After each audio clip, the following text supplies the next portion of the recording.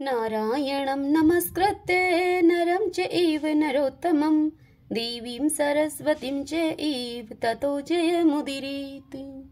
जय श्री कृष्ण। राधे राधे।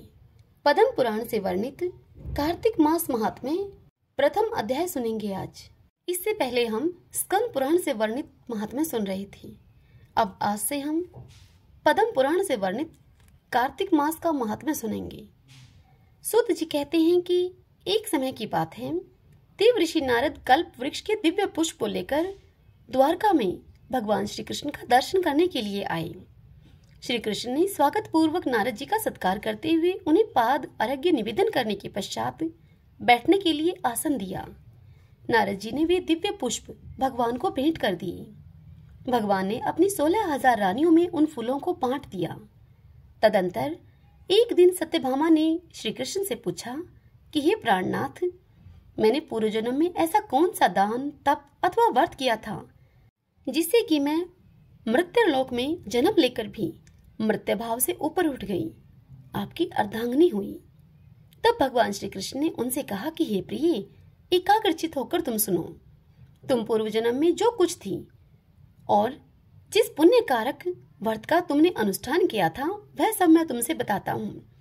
सतयुग के अंत में मायापुरी अर्थात हरिद्वार के भीतर अत्रि कुल में उत्पन्न एक ब्राह्मण रहते थे, जो देव शर्मा नाम से प्रसिद्ध थे।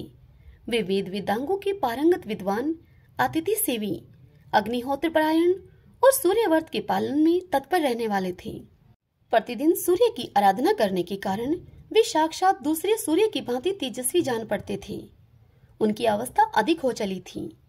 उनके कोई पुत्र तो था नहीं, केवल एक पुत्री थी जिसका नाम था गुणवती। उन्होंने अपने चंद्र नामक शिष्य के साथ उस पुत्री का विवाह कर दिया। वे उस शिष्य को ही पुत्र की भांति मानते थे और वह जितेंद्रिय शिष्य भी अपने पिता के समान उन्हें तुल्य समझता था।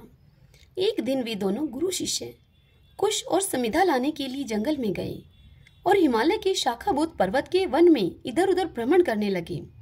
इतने में ही उन्होंने एक भयंकर राक्षस को अपनी ओर आते हुए देखा। उनके सारे अंग भय से कांपने लगे। वे दोनों भागने में असमर्थ हो गए। तब तक उस काल रूपी राक्षस ने उन दोनों को मार डाला। उस क्षेत्र के प्रभाव से तथा स्वयं धर्मात्मा होने के कारण उन दोनों को मेरे पार्षदों ने बैकुंठ धाम में पहुंचा दिया।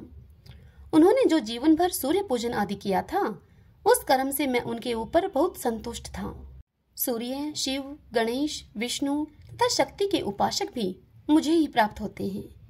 जैसे वर्षा का जल सब ओर से समुद्र में ही जाता है, उसी प्रकार इन पांचों के उपासक मेरे पास ही आते हैं। मैं एक ही हूँ, तथापि लीला के अनुसार भिन्न भिन्न नाम धारण करके 5 रूपों में प्रकट हुआ हूँ। ठीक उसी तरह जैसे कोई देवदत्त नामक एक ही व्यक्ति पुत्र, पिता आदि भिन्न भिन्न नामों से पुकारा जाता है। तदंतर गुणवती ने जब राक्षस के हाथ से उन दोनों के मारे जाने का हाल सुना, तब वह पिता और पति के वियोग दुख से पीड़ित होकर करुण स्वर में अब विलाप करने लगी और कहने लगी कि हाय नाथ, हाय नाथ, हाय तात, हाय तात, आप दोनों मुझे अकेली छोड़कर कहाँ चले गए। मैं अनाथ बालिका अब आपके बिना क्या करूंगी। अब कौन घर में बैठी हुई मुझ कुशलहीन दुखिनी स्त्री का भोजन और वस्त्र आदि के द्वारा पालन करेगा। इस प्रकार बारंबार करुणाजनक विलाप करके वह बहुत देर के बाद चुप हो गई। गुणवती शुभ कर्म करने वाली थी। उसने अपने घर का सारा सामान बेचकर अपनी शक्ति के अनुसार पिता और पति का पारलौकिक कर्म किया। तत्पश्चात वह उसी नगर में निवास करने लगी। शांत भाव से सत्य, सोच आदि के पालन में तत्पर होकर भगवान विष्णु के भजन में वह समय बिताने लगी। उस गुणवती ने अपने जीवन भर 2 व्रतों का विधि पूर्वक पालन किया। एक तो एकादशी का उपवास और दूसरा कार्तिक मास का भलीभांति सेवन। प्रिय, ये 2 व्रत मुझे बहुत ही प्रिय हैं। ये पुण्य उत्पन्न करने वाले, पुत्र और संपत्ति के दाता तथा भोग और मोक्ष को प्रदान करने वाले हैं। जो कार्तिक के महीने में सूर्य के तुला राशि पर रहते हुए प्रातःकाल स्नान करते हैं, वे मनुष्य महापातक होने पर भी मुक्त हो जाते हैं। जो मनुष्य कार्तिक में स्नान, जागरण, दीपदान और तुलसी वन का पालन करते हैं, वे साक्षात भगवान विष्णु के स्वरूप हैं। जो लोग श्री विष्णु मंदिर में झाड़ू देते हैं, स्वस्तिक आदि निवेदन करते हैं और श्री विष्णु की पूजा करते रहते हैं, वे जीवन मुक्त हैं। जो कार्तिक में 3 दिन भी इस नियम का पालन करते हैं, वे देवताओं के लिए वंदनीय हो जाते हैं। फिर जिन लोगों ने आजन्म इस कार्तिक व्रत का अनुष्ठान किया है उनके लिए तो कहना ही क्या है। इस प्रकार गुणवती प्रतिवर्ष कार्तिक का व्रत किया करती थी। हे प्रिय, वह श्री विष्णु की परिचर्या में नित्य निरंतर भक्ति पूर्वक मन लगाए रहती थी। एक समय जबकि जरा अवस्था में उसके सारे अंग दुर्बल हो गए थे और वह स्वयं भी उस समय ज्वर से पीड़ित थी। किसी तरह धीरे धीरे चलकर वह गंगा तट पर स्नान करने के लिए गई। जो ही उसने जल के भीतर पैर रखा त्यों ही वह शीत से पीड़ित होकर कांपती हुई जल में गिर पड़ी। उस घबराहट की दशा में ही उसने देखा कि आकाश से एक विमान उतर रहा है जो शंख, चक्र, गदा और पद्म धारण किए हुए श्री विष्णुधारी पार्षदों से सुशोभित है। और उस विमान में उसने गरुड़ चिन्ह से अंकित ध्वजा फहराती हुई देखा। विमान के निकट आने पर वह दिव्य रूप धारण करके उस विमान में बैठ गई। उसके लिए चंवर डुलाया जाने लगा।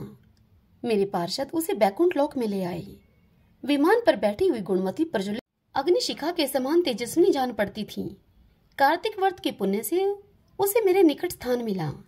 तदंतर जब मैं ब्रह्मा आदि देवताओं की प्रार्थना से इस पृथ्वी पर आया तब मेरे पार्षद गण भी मेरे साथ ही आए।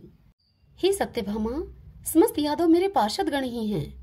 ये मेरे समान गुणों से शोभा पाने वाले और मेरे प्रियतम हैं। जो तुम्हारे पिता देव शर्मा थे वे ही अब शत्राजित हुए हैं।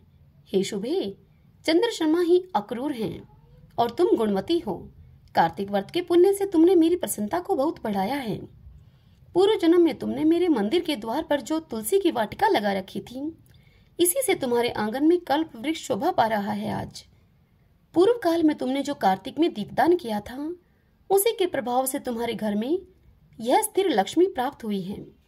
तथा तुमने जो अपने व्रत आदि सब कर्मों को पति स्वरूप श्री विष्णु की सेवा में निवेदन किया था, इसीलिए तुम मेरी आज पत्नी हुई हो।